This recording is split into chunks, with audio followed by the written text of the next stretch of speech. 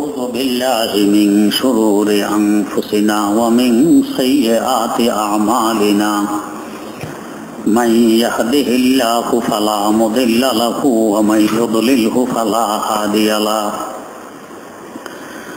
ونشهد أن لا إله إلا الله وحده لا شريك له ونشهد أن سيدنا ونبينا ومولانا محمدا عبده ورسوله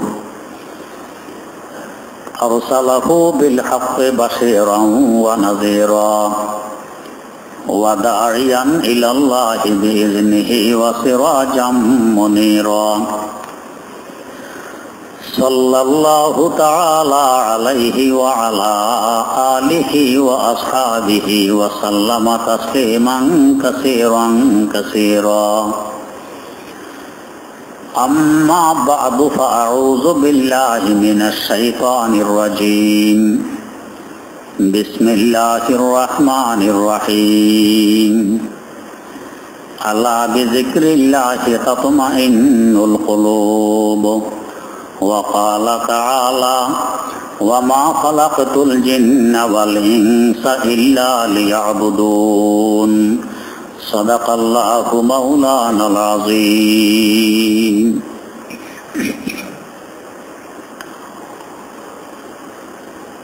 প্রত্যেক কাজের একটি উদ্দেশ্য থাকে। উদ্দেশ্যবিহীন কাজ পাগল করতে পারে, ভালো মানুষ করতে পারে না। আপনি সফর করতেছেন ঢাকা থেকে চিটাগং, কোনো উদ্দেশ্য নেই, এটা পাগলের কাজ।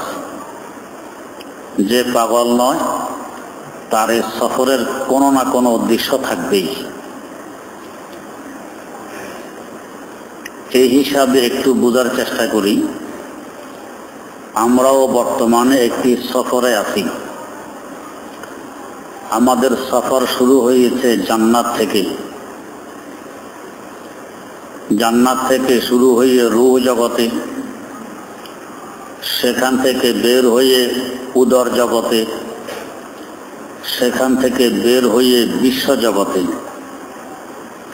এখান থেকে বের হয়ে যেতে হবে কবর জগতে, সেখান থেকে বের হয়ে হাসর মাঠে, সেখান থেকে বের হয়ে কপাল ভালো থাকলে আবার জান্নাতে।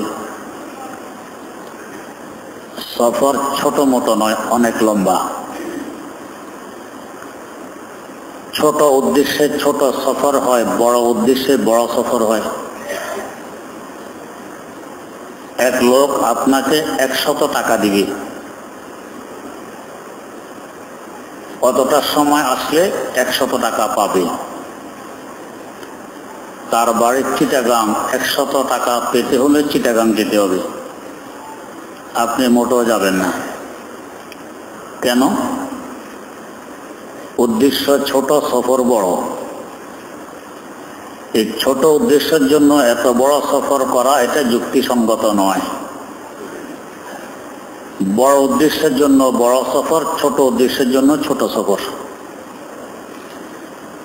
আমাদের যে সফর শুরু হয়েছে জান্নাত থেকে, এই সফরটি শুধু বড় না, অনেক বড়, অনেক বড়।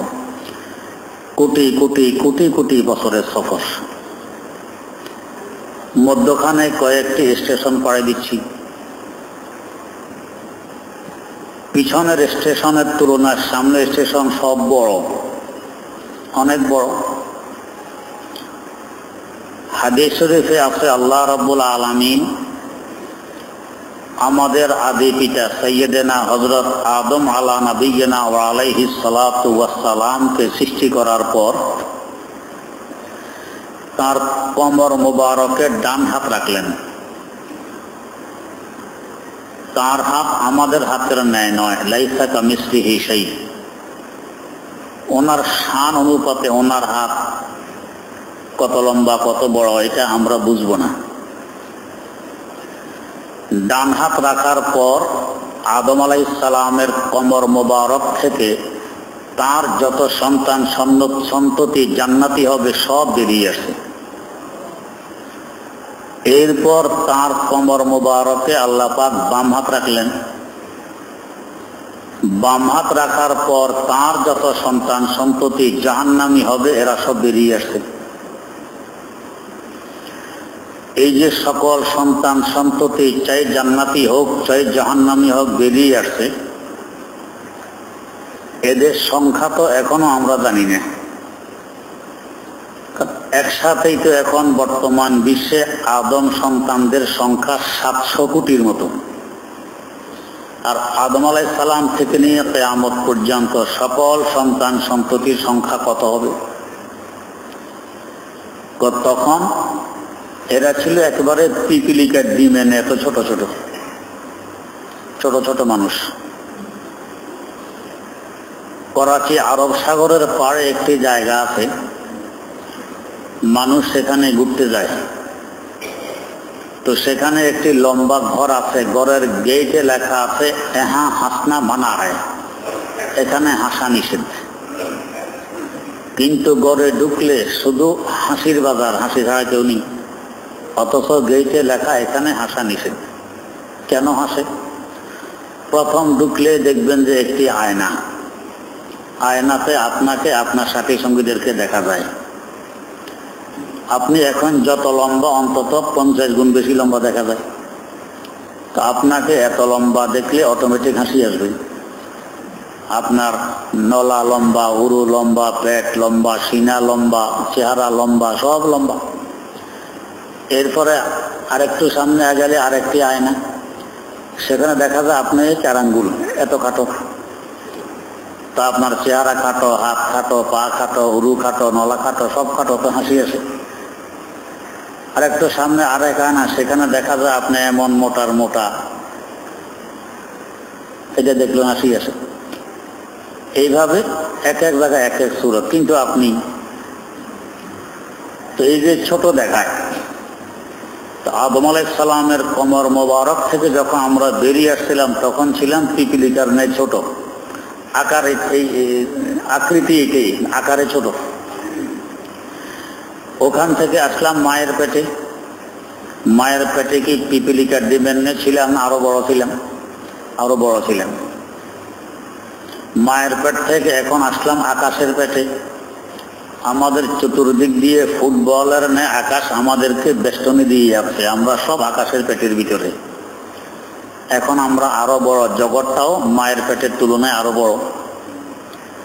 মায়ের পেটের তুলনায় আমাদের জগৎটা কত বড় আন্দাজ করা তো কঠিন। এখান থেকে চলে যাব কবর জগতে, সেই জগৎটা আরো বড়। কত বড়? তো জানো, জমিন থেকে আকাশ পর্যন্ত যে পরিমাণ দূরত্ব, এক একজনের কবর এই পরিমাণ বড় হবে। কবর বড় হইলে ওই হিসাবে মানুষের দেহ তো বড় হবে। তো জগৎ বড়, দেহ আরো বড়। সেখান থেকে হাসর মাঠে, এটা কবর জগৎ থেকে আরো কয়েক গুণ বড়। হাসর মাঠ থেকে জান্নাতে, এটা হাসর মাঠ থেকে আরো কয়েক গুণ বড়। হাদিস শরীফে আছে সবচেয়ে নিম্নমানের জান্নাতীকে যে জান্নাত দেয়া হবে, এটা এই দুনিয়ার নাই কমাস কম 10 দুনিয়া সমান হবে। কোটি কোটি মানুষের জান্নাত কত বড় হবে বা চিন্তা করুন। তো যত সামনে অগ্রসর হচ্ছি তত আমিও বড় হচ্ছি, আমার জায়গাও বড় হচ্ছে, আমার জগৎও বড় হচ্ছে। সফর যেমন বড়, সামনে সব আসতেছে বড়, তাহলে এই সফরের উদ্দেশ্য তো হবে বড়। উদ্দেশ্য বড় হওয়াই স্বাভাবিক। ছোট উদ্দেশ্য নিয়ে বড় সফর কেউ কোনোদিন করে না। তেমনি ভাবে আমাদের এই দুনিয়ার হায়াত যতদিন আছে, এর আগেই আমার একটা টার্গেট শেষ হবে, এটা কি উদ্দেশ্য হতে পারে? হায়াত আরো পিছনে আছে, উদ্দেশ্য আগেই শেষ, এটা তো উদ্দেশ্য হতে পারে না। যেমন ধরুন, কেউ যদি মনে করে যে আমার এই জগতে থাকার উদ্দেশ্য হলো খাওয়া দাওয়া, যত খাইতে পারি, খাইতে পারলে লাভ, এটা উদ্দেশ্য। আমার এই খাওয়া দাওয়া কতদিন চলবে, কবরের পা পর্যন্ত, এরপরে তো খাওয়া দাওয়া নেই, সফর তো আরো সামনে চলছে। তাহলে খাওয়া দাওয়া তো উদ্দেশ্য হতে পারে না, যেহেতু জীবন সামনে আরো আছে, সফর আরো আছে, উদ্দেশ্য সফরের আগেই শেষ। এই উদ্দেশ্য যদি সফর হয় তো সফরও তো কবর পর্যন্ত শেষ হইতো, সফর তো শেষ হয় না, আরো চলছে। খাওয়া দাওয়া এ পর্যন্ত শেষ, সফর আরো সামনে চলছে, বোঝা গেছে খাওয়া দাওয়া উদ্দেশ্য নয়। এই সফর উদ্দেশ্য খাওয়া দাওয়া হলে যতদিন সফর অতদিন খাওয়া দাওয়া থাকতো, অথবা সফর শেষ খাওয়া দাওয়া শেষ নেই, এটা হইতো। সফরের আগেই খাওয়া দাওয়া শেষ, তো বোঝা গেছে খাওয়া দাওয়া উদ্দেশ্য নয়।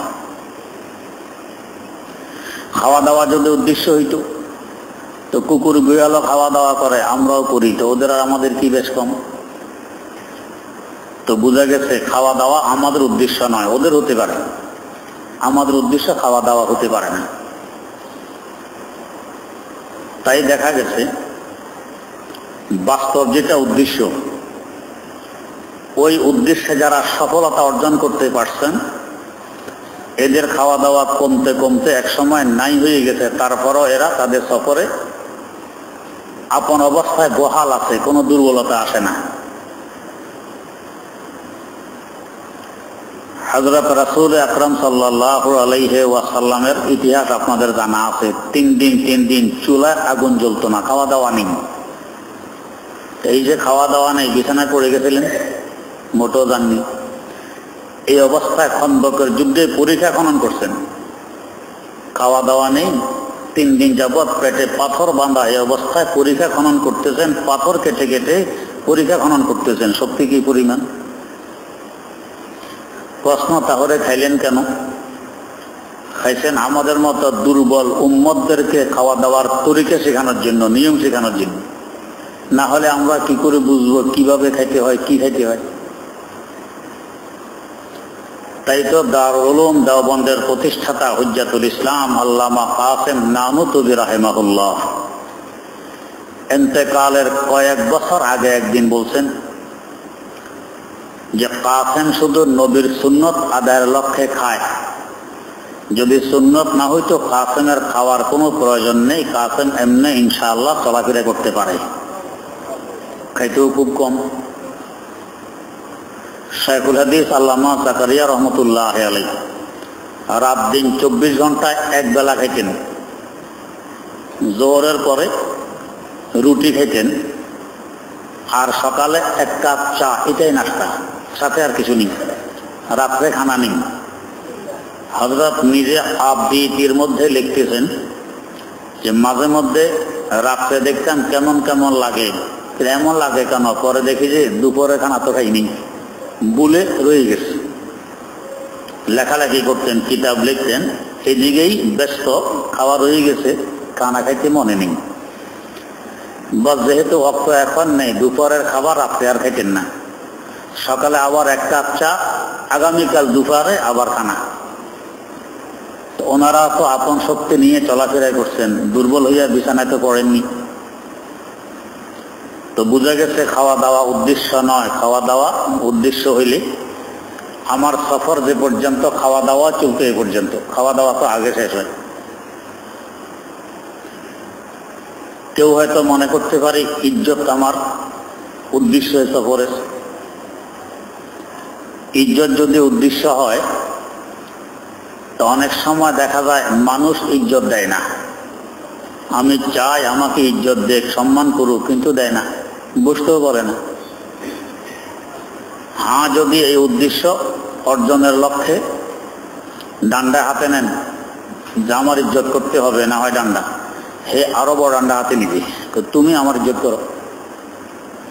অথবা যদি কুন্নি শুরু করেন, হাতে পায়ে ধরেন, ভাই আমার ইজ্জত করবা, তো বেজ্জতি তো এখানে শুরু হয়ে গেছে, আরেকজনের হাত পা ধরতেছেন ইজ্জতের জন্য, ইজ্জত কই? বোঝা গেছে ইজ্জত আমাদের সফরের উদ্দেশ্য নয়। কেউ হয়তো মনে করতে পারে ক্ষমতা উদ্দেশ্য। ক্ষমতা যদি উদ্দেশ্য হয়, আমার সফর যতদিন চলবে ক্ষমতা কি অতদিন চলে? চলে না, আগে শেষ হয়ে যায়। আমাদের দেশে তো প্রতি 5 বছর পরে একবার শেষ হয়, আমেরিকা 4 বছর পরে শেষ হয়, কোন দেশে 3 বছর পরে শেষ হয়। মারা গেলে তো হবেই। তাহলে আমার সফর যতদিন ক্ষমতা অতদিন নেই। তো বোঝা গেছে এইটাও আমার সফরের উদ্দেশ্য হতে পারে না। তো তাহলে সফর উদ্দেশ্য কি? সফরের মূল উদ্দেশ্য একটা, প্রাসঙ্গিক উদ্দেশ্য আছে তার সাথে আরেকটা। সফরের মূল উদ্দেশ্য আল্লাহ রাব্বুল আলামিনের ইবাদত করে তাকে পাওয়া। তাই আমার সফর যতদিন চলবে ইবাদতও ততদিন চলবে। যেমন হযরতে আম্বিয়ায়ে কেরাম আলাইহিমুস সালাতু ওয়াস সালাম দুনিয়া থেকে বিদায় নেওয়ার পরও তাদের ইবাদত চলতে থাকে। হযরত রাসূল আকরাম সাল্লাল্লাহু আলাইহি ওয়াসাল্লাম মেরাজে যাওয়ার পথে সাইয়্যিদানা হযরত মূসা আলা নবিয়িনা ওয়া আলাইহিস সালাতু ওয়াস সালামের কবরের কিনারা দিয়ে যাচ্ছিলেন। হযরত জিবরিল আমিন আলাইহিস সালাম দেখাইলেন এটা মূসা আলাইহিস সালামের কবর। রাসূল আকরাম সাল্লাল্লাহু আলাইহি ওয়াসাল্লাম বলেন, আমি দেখতেছিলাম মূসা আলাইহিস সালাম কবরের ভিতরে দাঁড়ায় দাঁড়ায় নামাজ পড়তেছেন। ইবাদত এখনো জারি আছে।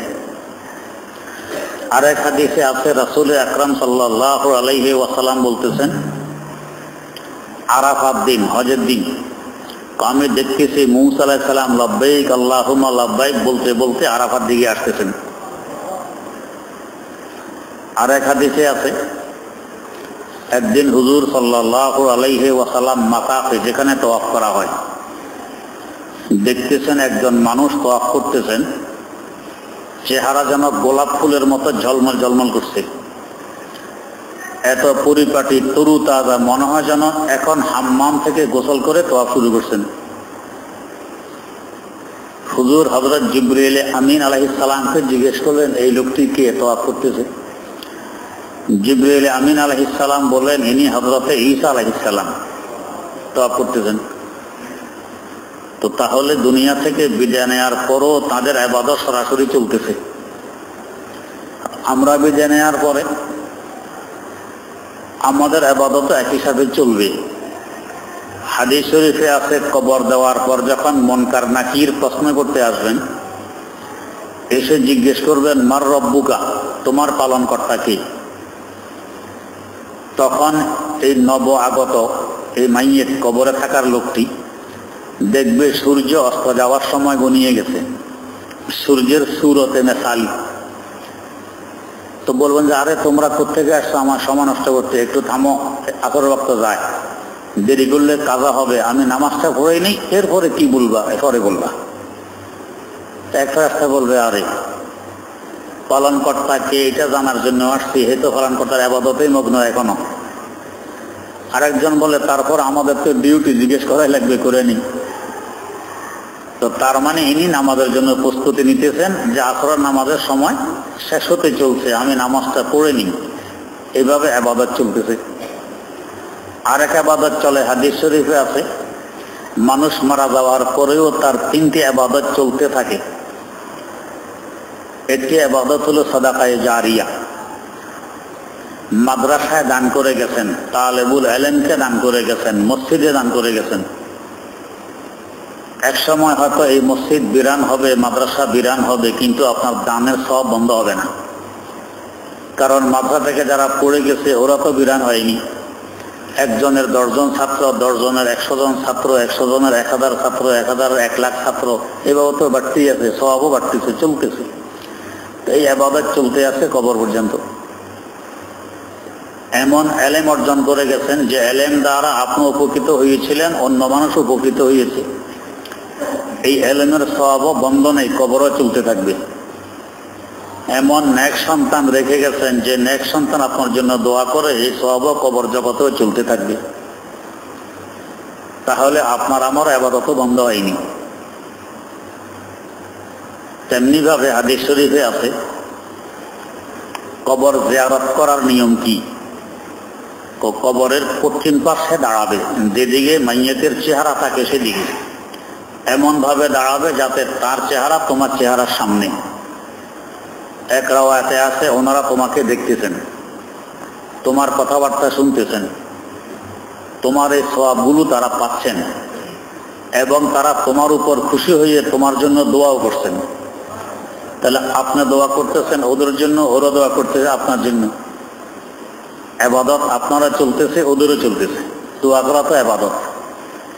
এখানে প্রাসঙ্গিক আরেকটা কথা বলে দিই, আমরা কেউ মারা গেলে মনে করে চিরবিদায় হয়ে গেছে, বলিও একেবারে চিরবিদায় হয়ে গেছে, কান্নাকাটি, কেউ জামা কাপড় চিরে ফেলে, আর শিয়ারা তো গায়ে সুরিয়ার ব্লেড মেরে রক্তাক্ত করে ফেলে।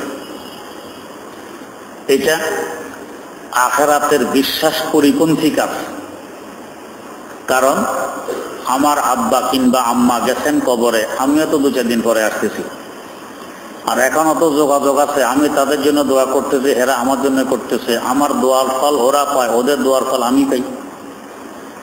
যেমন ধরুন আপনার একজন ছেলে সৌদি আরব চলে গেছে, সেখান থেকে সে টাকা পয়সা পাঠায়, আপনি পান, আপনি এখান থেকে কিছু হাদিয়া তোফা কেউ যাওয়ার সময় পাঠায় দেন, হে পায়। এটা কি আসলে পূর্ণ বিচ্ছেদ বেশি হয়নি? তো ঠিক এখানেও আমি হাদিয়া পাঠাই, কবরওয়ালা পায়, কবরওয়ালা আমার জন্য দোয়ার হাদিয়া পাঠায়, আমি পাই। হ্যাঁ, আমার সে চোখ নেই তাই দেখি না, যাদের চোখ আছে এরা দেখে।